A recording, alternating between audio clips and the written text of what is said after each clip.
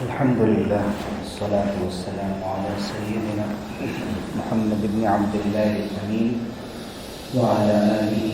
وأصحابه أجمعين أما بعد.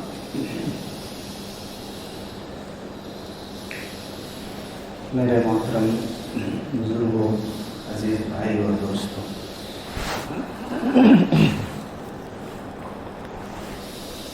منگل کی یہ نشست ہر ہفتے عشاء کے بعد جو حضرات صحابہ رضی اللہ عنہم اجمعین کے مبارک تذکرے کے لیے خاص کی گئی تھی، الحمدللہ اس کی بہت سی مجلسیں ہو چکی ہیں اور ہم اپنے آپ کو خوش قسمت سمجھتے ہیں کہ ہم سب اس مبارک کام میں شریک ہیں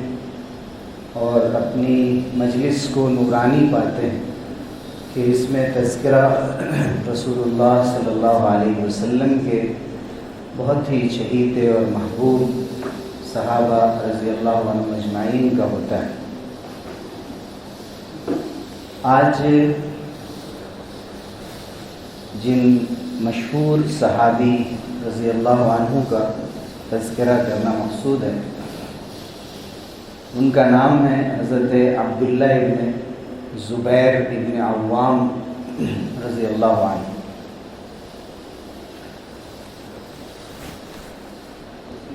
حدیث کے جو اصول لکھے گئے ہیں ان میں ایک لفظ استعمال ہوتا ہے العبادلہ۔ عبادلہ کے معنی ہوتے ہیں عبداللہ نام کے لوگ۔ تو عبداللہ نام کے صحابی بہت سے گزرے ہیں،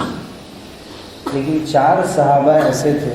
جن کا نام عبداللہ تھا اور وہ صحابہ میں بہت کم عمر تھے، یعنی یہ بڑے بڑے صحابہ دنیا میں نہیں رہے۔ تو یہ 4 صحابہ ایسے تھے کہ جن کے علم سے لوگوں نے بہت فائدہ اٹھایا۔ ان میں حضرت عبداللہ ابن زبیر رضی اللہ عنہ کا نام ہے۔ ایک نام حضرت عبداللہ ابن عباس کا ہے، دوسرا نام عبداللہ ابن عمر کا ہے، تیسرا نام عبداللہ ابن عمرو بن العاص کا ہے اور چوتھا نام حضرت عبداللہ ابن زبیر۔ تو یہ 4 وہ صحابہ تھے کہ جو بہت ہی کم عمر تھے رسول اللہ صلی اللہ علیہ وسلم کی حیات میں، لیکن بچپن میں جو کچھ رسول اللہ صلی اللہ علیہ وسلم سے انہوں نے سیکھا تھا، اس کا فائدہ بعد کی نسلوں کو ہوا۔ تابعین کے دور میں جو صحابہ کو جن لوگوں نے دیکھا تھا اور جو ان سے ملے تھے ان کو تابعین کہتے ہیں، ان کو ان لوگوں کے ذریعے سے سب سے زیادہ فائدہ ہوا۔ حضرت عبداللہ ابن زبیر بن عوام کے بیٹے ہیں، اور زبیر بن عوام رضی اللہ عنہ جو خود بھی صحابی تھے اور عشرہ مبشرہ میں ایک ہیں، یعنی ان 10 صحابہ میں سے ایک ہیں جن کے لیے رسول اللہ صلی اللہ علیہ وسلم نے خاص طور سے جنت کی خوشخبری سنائی تھی، جب آپ نے فرمایا ابو بکر فی الجنہ، عمر فی الجنہ، عثمان فی الجنہ، علی فی الجنہ، اور 6 صحابہ کا ذکر فرمایا تو اس میں حضرت زبیر بن عوام رضی اللہ عنہ کا ذکر ہے۔ یہ ان کے بیٹے ہیں۔ حضرت عبداللہ ابن زبیر رضی اللہ عنہ حضور اکرم صلی اللہ علیہ وسلم کی پھوپھی حضرت صفیہ بنت عبد المطلب کے پوتے ہوتے ہیں اور حضرت ابو بکر صدیق رضی اللہ عنہ کے نواسے ہیں۔ چونکہ حضرت ابو بکر صدیق رضی اللہ عنہ کی جو بڑی بیٹی تھی اسماء بنت ابی بکر، جو حضرت عائشہ رضی اللہ عنہ کی بہن تھی، والدہ دونوں کی الگ تھی۔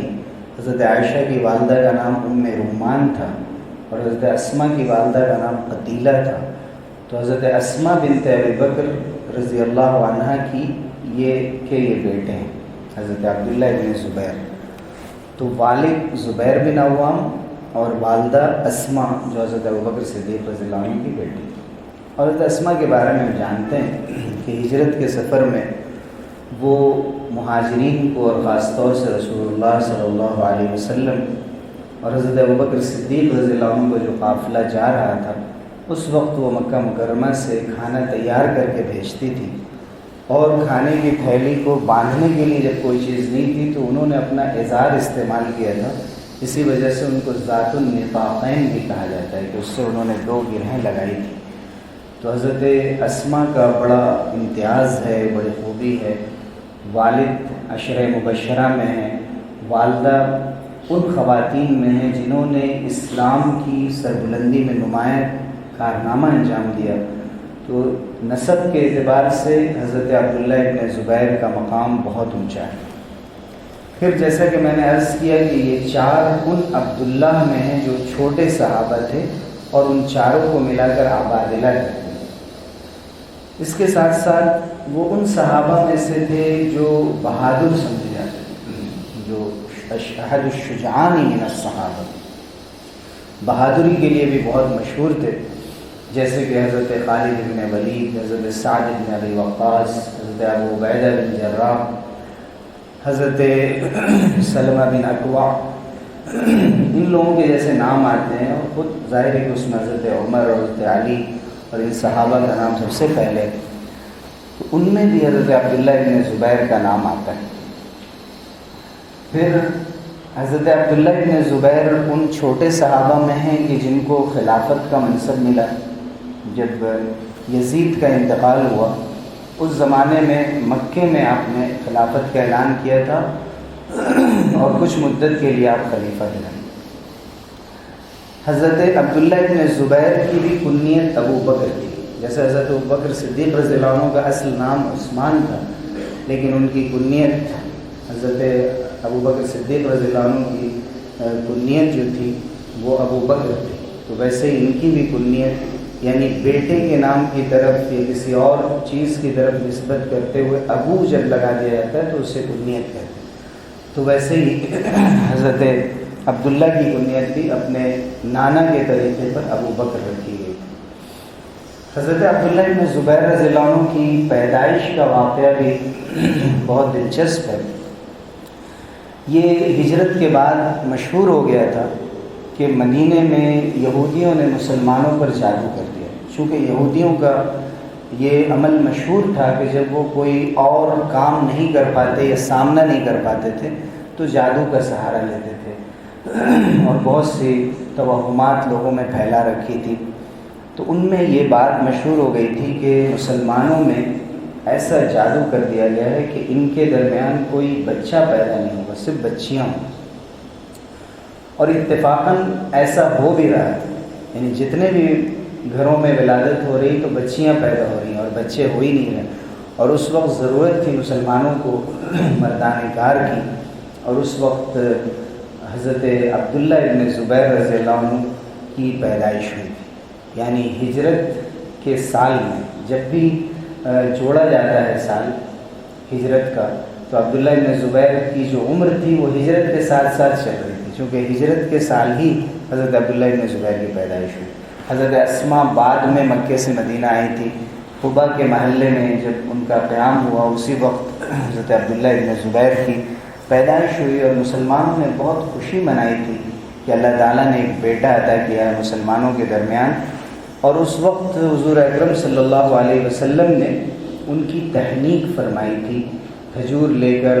اور چبا کر حضرت عبداللہ ابن زبیر رضی اللہ عنہ کے منہ میں رکھا تھا۔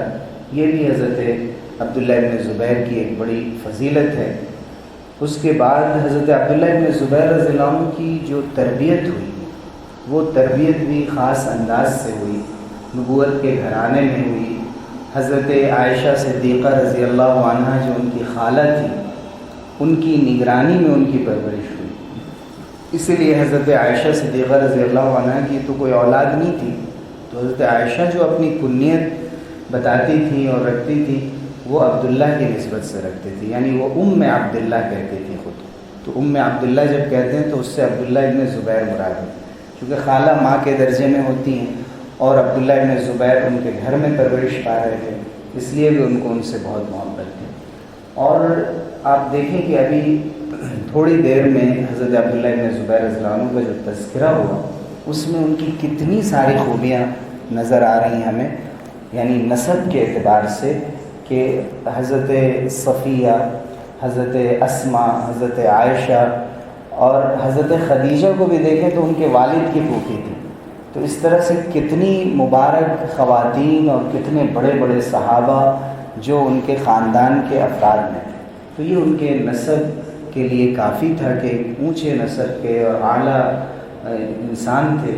اور حضرت عبداللہ ابن زبیر کے لیے یہ ہم کہہ سکتے ہیں کہ ان کے شرف کے لیے کافی تھا. لیکن کبھی بھی صحابہ میں کسی نے بھی یہ کبھی اپنے کو یہ نہیں سمجھا کہ میں کس خاندان سے ہوں اور میرا نسب کتنا اونچا ہے. اس وجہ سے صرف اگر ہم کچھ نہ کریں تب بھی میرا نام مشہور رہے گا. ظاہر ہے کہ ان لوگوں نے اگر کوئی بڑا کارنامہ انجام نہ بھی دیا ہوتا تو جب ان لوگوں کا تذکرہ آتا بڑے بڑے صحابہ کو تو ان کی اولاد میں ان کا تذکرہ خود بخود آتا. لیکن ہر صحابی نے اپنا حصہ ادا کیا اسلام کی نشر و اشاعت میں، اسلام کی ترجمانی میں، اسلام کو پھیلانے میں، اور بہادری اور شجاعت کا مظاہرہ کیا، دین کو سیکھا، قرآن مجید کو اچھا پڑھنا سیکھا. ہر میدان میں کوشش کی کہ میرا خود بھی کنٹریبیوشن رہے، میرا بھی کام رہے. حضرت عبداللہ ابن زبیر رضی اللہ عنہ وہ بہت چھوٹے سے صحابی ہیں کہ جنہوں نے بچپن میں بیعت کی. کہتے ہیں کہ حضرت اسماء رضی اللہ عنہ جب مدینہ تشریف لائے اور ان کی پیدائش ہوئی، حضرت عبداللہ ابن زبیر ابھی 7 ہی سال کے تھے کہ وہ حضور صلی اللہ علیہ وسلم کے پاس بیعت کرنے کے لیے چلے. انہوں نے دیکھا کہ بڑے بڑے صحابہ حضور صلی اللہ علیہ وسلم کے ہاتھ پر بیعت کرتے ہیں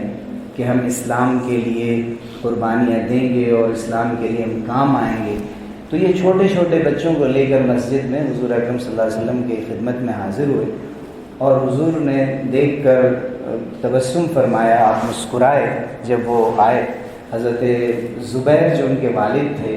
انہوں نے حضور اکرم صلی اللہ علیہ وسلم سے خواہش کی کہ عبداللہ کو بھی آپ اپنی بیعت میں لے لیں. ایک تو یہ کہ ہر مسلمان کے لیے ضروری تھا کہ حضور صلی اللہ علیہ وسلم جو حکم فرمائیں سب کریں،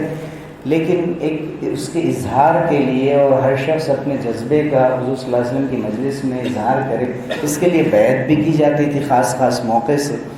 تو اس وقت چھوٹے سے صحابی نے بھی آگے بڑھ کر اس عہد کا اظہار کیا کہ جب بڑے بڑے لوگ بیعت کرتے ہیں تو ہم کیوں نہیں، مجھے بھی موقع ملنا چاہیے. اور بچوں کو لے کر ساتھ میں گئے جیسا کہ بعض روایات میں. تو اس سے یہ معلوم ہوتا تھا کہ بچپن سے ان کے اندر قیادت کی صلاحیت تھی، آگے بڑھنے کی اور لیڈ کرنے کی صلاحیت تھی. حضرت عبداللہ ابن زبیر رضی اللہ عنہ کی جو خصوصیات ہیں ان میں سب سے بڑی خصوصیت یہ تو باتیں ہوئیں جن کا تعلق تھا ان کے نسب سے، خاندان سے، اور پھر ایک فضیلت ان کی یہاں پر ذکر ہوئی جو ان کے عمل سے جس کا تعلق. اس لیے کہ حدیث میں آیا کہ من بطأ به عمله لم يسرع به نسبه، کہ جس کا عمل اس کو پیچھے کر دے اس کا نسب اس کو آگے نہیں بڑھا سکتا. اللہ کی نگاہ میں صرف نسب اور خاندان کی بنیاد پر انسان کی نجات ہو جائے اور اسے اس کے درجات میں بلندی ہو جائے یہ ضروری نہیں، بلکہ خود عمل کرنا ہوتا ہے. تو ہم نے دیکھا کہ ایک تو ان کا یہ جذبہ بچپن میں کہ حضور صلی اللہ علیہ وسلم کے سامنے بیعت کے لیے چلے گئے اور کہا کہ مجھے بھی آپ شامل کریں. اس کے ساتھ ساتھ ان کی عبادت بھی بہت مشہور تھی. یعنی یہ مشہور تھا کہ عبداللہ ابن زبیر اگر عبادت کے لیے کھڑے ہو گئے،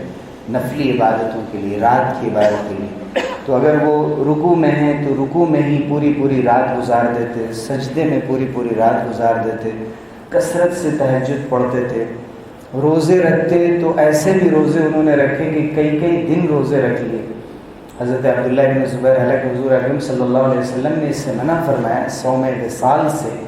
کہ ایک روزے کو دوسرے روزے سے جوڑ کر رکھا جائے، یعنی افطار نہ کیا جائے. آج ہم نے سحری کی اور کل شام میں جا کر افطار کریں یا پرسوں کریں، 3 دن 4 دن ایک ساتھ روزہ رکھا جائے. حضور صلی اللہ علیہ وسلم نے منع فرمایا، اسے صوم وصال کہتے ہیں. جب صحابہ نے حضور سے پوچھا کہ آپ تو رکھتے ہیں، تو حضور نے فرمایا انی اطعم و اسقا، کہ مجھے کھلایا بھی جاتا ہے پلایا بھی جاتا ہے. میری جو شان ہے، اللہ سے جو میرا تعلق ہے، اللہ تعالیٰ نے جو مجھے صلاحیت دی ہے، طاقت دی ہے، اور میرے لیے خاص انتظام ہے کہ جیسے لگتا ہے کہ مجھے کھلا پلا دیا گیا ہے، سیراب کر دیا گیا ہے، تو مجھے وہ مشقت نہیں اٹھانی پڑتی، لیکن تم اگر اس طرح روزہ رکھو گے تو روزے سے بیزار ہو جاؤ گے۔ دوسرا روزہ وہ ہوتا تھا جسے صوم دہر کہتے تھے، کہ ہر دن روزہ رکھنا اور ہر دن افطار کرنا، لیکن کسی دن بھی دن کے وقت بغیر روزے کے نہیں رہنا، ہر دن روزہ، اس کو صوم دہر کہتے ہیں، اس کی اجازت دی گئی۔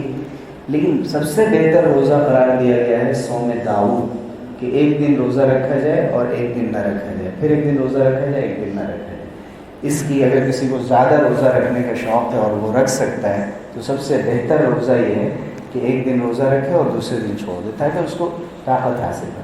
کم از کم تو مہینے کے جو ایام 20 کے روزے ہیں، 13، 14، 15 کے، اور ہفتے میں پیر کے اور جمعرات کے روزوں کی اہمیت اور فضیلت ہے، لیکن بات ان لوگوں کی ہو رہی جو عزیمت والے لوگ تھے، جو زیادہ سے زیادہ روزہ رکھنے والے لوگ۔ تو حضرت عبداللہ ابن زبیر رضی اللہ عنہ بہت مختصر سے افطار پہ بھی کثرت سے روزہ رکھ لیا کرتے تھے اور ہر دن روزہ رکھا کرتے تھے، اور کہا جاتا تھا کہ عبداللہ ابن زبیر کی زندگی میں 3 ہی راتیں آتی ہیں۔ کبھی ایسی رات ہوتی ہے کہ کھڑے ہیں تو کھڑے کھڑے پوری رات گزر گئی، اور پھر آخر میں رکوع سجدہ کر کے نماز مکمل کی، طویل ترین قرات کرتے، اور دوسری رات یہ ہوتی کہ کسی دن رکوع کرتے تو بہت طویل رکوع کرتے، کسی دن سجدہ کرتے تو بہت طویل سجدہ کرتے۔ تو اسی طرح ان کی زندگی کی راتیں گزری کہ کبھی وہ رکوع کثرت سے کرتے، کبھی سجدے کرتے، کبھی قیام کرتے، یعنی نمازوں میں کبھی کسی حصے کو لمبا کرتے، کبھی کسی حصے کو، لیکن مراد یہ ہے کہ ان کی زندگی کی راتیں انہی میں تقسیم تھی، اور اسی طرح تہجد پڑھتے ہوئے انہوں نے زندگی کی راتیں زیادہ تر گزاری تھیں۔ آج ہمیں یہ بات ذرا سا مستبد معلوم ہوتی ہے، اور ایسا یہ حیرت انگیز لگتا ہے کہ کیسے یہ کام کیا کرتے تھے، لیکن صحابہ کرام رضی اللہ عنہم اجمعین نے، جنہوں نے حضور صلی اللہ علیہ وسلم کی مجلس میں زندگی گزاری تھی، اور اس طرح حضور ان کے سامنے جنت کا نقشہ کھینچتے تھے، قیامت کی سختیوں کو بیان کرتے تھے، کہ ایسا لگتا تھا کہ انہوں نے اپنی آنکھوں سے جنت کو دیکھا ہے، اپنی آنکھوں سے انہوں نے جہنم کو دیکھا ہے۔ تو اس لیے ان کے دل میں جو اللہ کی محبت اور اللہ کا خوف تھا، یہ دونوں چیزیں اعتدال کے ساتھ جیسے جمع ہو گئی ہیں، ہم ان کا تصور نہیں کر سکتے۔ حضور اکرم صلی اللہ علیہ وسلم کی تربیت کا نتیجہ تھا، اور اپنے والد کو حضرت زبیر کو انہوں نے دیکھا تھا کہ وہ جنگ میں بھی ان کے بڑے بڑے کارنامے تھے، اس لیے بچپن سے حضرت عبداللہ ابن زبیر کی زندگی میں قربانیوں کا بھی بڑا حصہ تھا، یعنی کبھی بھی وہ اس سے پیچھے نہیں ہٹتے تھے کہ بڑی جگہوں پر ان کا استعمال کیا جائے اور ان کو آگے رکھا جائے۔ حضرت عبداللہ ابن زبیر رضی اللہ عنہ جب 14 سال کے تھے تو یرموک کی جو مشہور جنگ ہے، مشہور معرکہ ہے، اس میں وہ شریک ہوئے۔ مصر کی جب فتح ہوئی تو اپنے والد کے ساتھ بچپن میں شریک ہوئے۔ افریقہ کو جب فتح کیا گیا، حضرت عثمان ابن عفان رضی اللہ عنہ کے دور میں نارتھ افریقہ کے علاقوں کو، اس میں بھی حضرت عبداللہ ابن زبیر رضی اللہ عنہ شریک تھے، اور ہر ایک میں انہوں نے اپنی جو صلاحیتیں تھیں ان کو دکھایا، اور لوگوں سے انہوں نے داد وصول کی کہ ایک چھوٹا سا بچہ ہے جس کے اندر اللہ تعالیٰ نے ایسی صلاحیتیں رکھی ہیں۔ اور پھر حضرت عثمان کے دور میں ظاہر ہے کہ وہ نوجوان ہو چکے تھے، 23-24 سال ان کی عمر تھی، اس وقت حضرت عبداللہ ابن زبیر رضی اللہ عنہ نے یہ کارنامے انجام دیے۔ اس کے ساتھ ساتھ اگر ہم دیکھیں کہ حضرت عبداللہ ابن زبیر کی جو ایک بڑی خوبی اس مختصر سے تذکرے میں نظر آتی ہے کہ ان کے اندر اللہ تعالیٰ نے جرأت بہت رکھی تھی، بہادری بہت رکھی تھی۔ اسی لیے حضرت عمر ابن خطاب رضی اللہ عنہ نے جب یہ دیکھا کہ یہ بڑے مضبوط دل کا انسان ہے اور چھوٹی موٹی باتوں سے وہ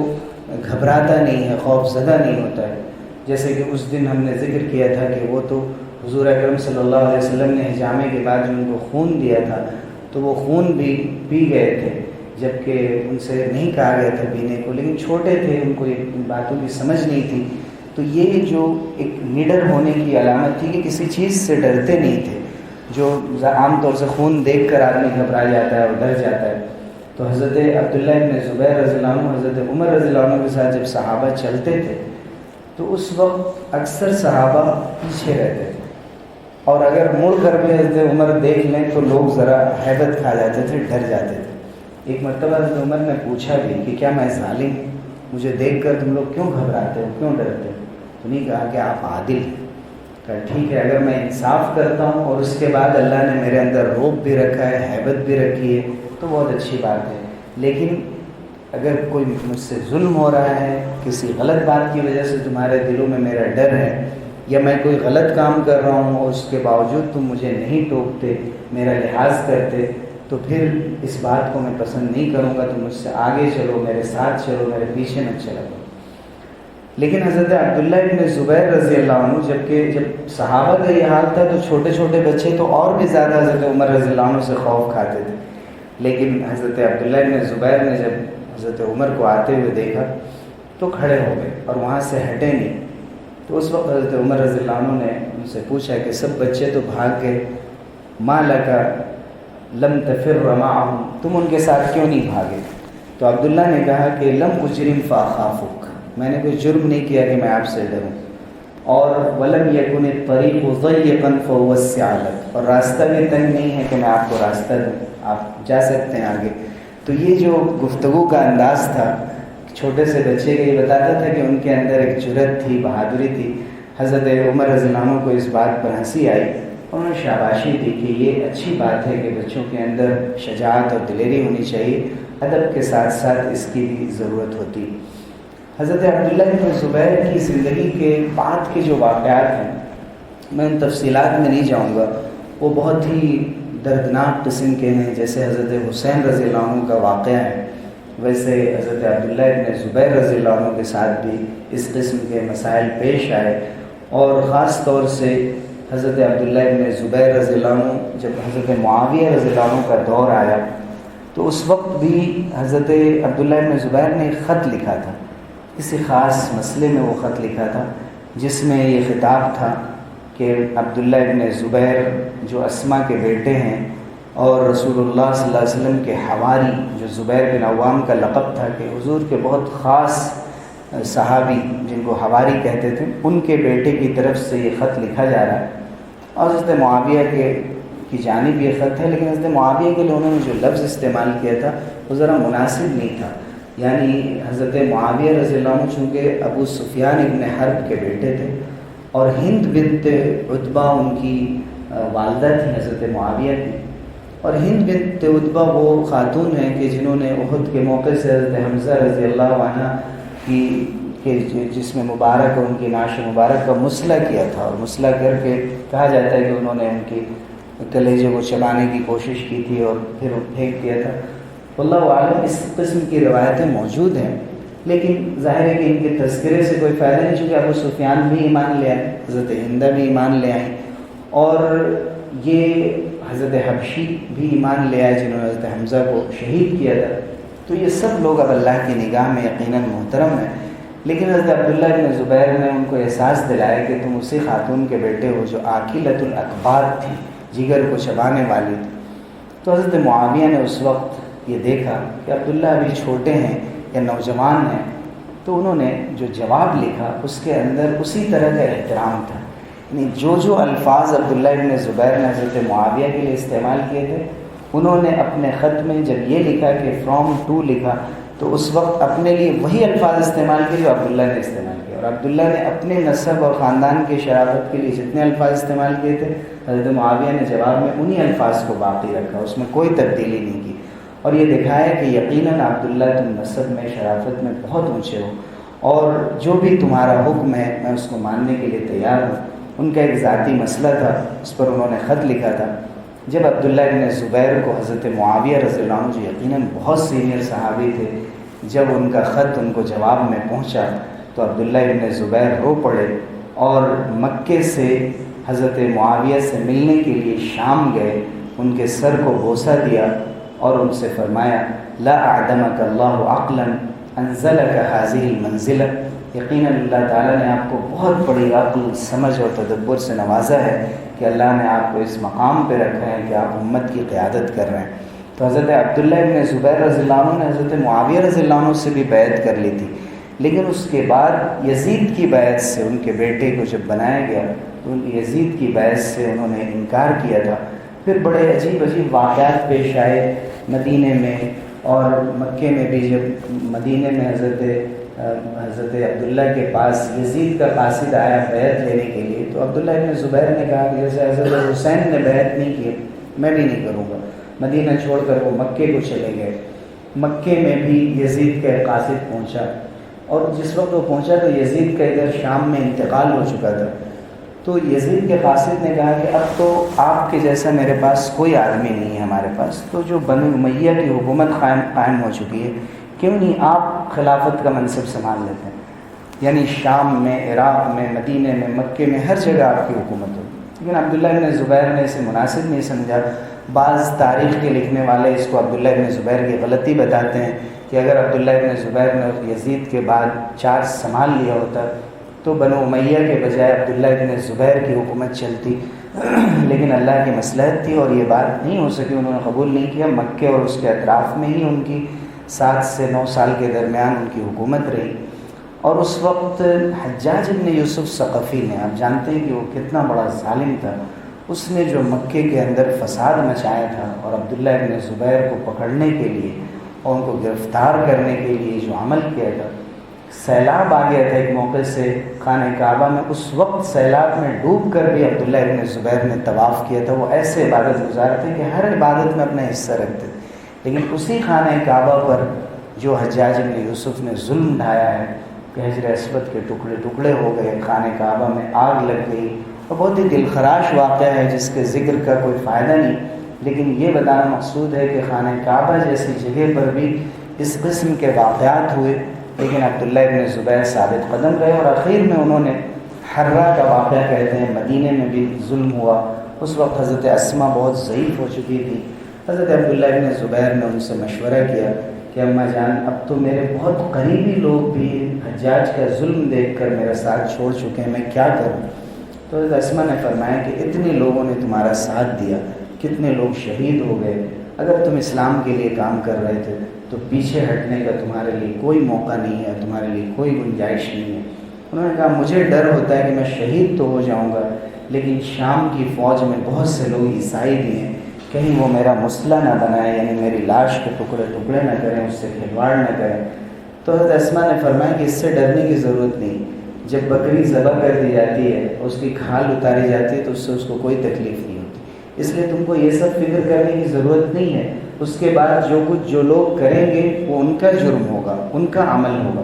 لیکن تم جس مرحلے پر چلے آئے ہو اور جتنی قربانیاں تم نے دی ہیں، تمہارے ساتھیوں نے دی ہیں، پیچھے ہٹنے کا کوئی موقع نہیں، اس لیے جاؤ اللہ کے راستے پہ قربان ہو جاؤ۔ اس وقت حضرت عبداللہ ابن زبیر رضی اللہ عنہ نے جام شہادت نوش فرمایا۔ حضرت عبداللہ ابن زبیر رضی اللہ عنہ کے جو یہ اخیر کے واقعات ہیں بہت تفصیلی ہیں، لیکن ہمارا جو اصل مقصود تھا کہ ان کی زندگی سے ہم ان چیزوں کو حاصل کریں اور ان کارناموں سے سبق حاصل کریں اور سیکھیں کہ عبداللہ ابن زبیر کی زندگی میں جو چیزیں اور جو نمونے ہمارے لیے ہیں کہ اعلیٰ درجے کے نسب والے ہونے کے باوجود، اونچے خاندان کے ہونے کے باوجود، عبادت کے اندر، شجاعت اور بہادری کے اندر، اور آگے بڑھ کر مسلمانوں کی قیادت کرنے اور اس جیسی صفات میں وہ اللہ تعالیٰ نے ان کو ایک نمونہ بنایا تھا۔ اور خاص طور سے اس میں ان نوجوانوں کے لیے بہت ہی زیادہ سبق ہے کہ جن کو اللہ تعالیٰ نے طاقت دی ہے، جن کو وقت دیا ہے، جن کو ٹیلنٹ دیا ہے، صلاحیت دی ہے، سمجھ دی ہے کہ وہ اسلام کی خدمت کے لیے، انسانیت کی خدمت کے لیے اور زندگی کے جتنے مختلف کام ہیں اور ہر دور کے کام اور اس کے تقاضے الگ الگ ہوتے ہیں، ہمارا کیا کنٹریبیوشن ہے، ہمارا کیا حصہ ہے، اس پر غور کرنے کی ضرورت ہے اور اللہ سے مانگنے کی ضرورت ہے کہ اللہ تعالیٰ ہمیں اس مبارک عمل میں اور اس تحریک اور مشن میں ہمیں استعمال فرمائے، اور بدلتے ہوئے حالات میں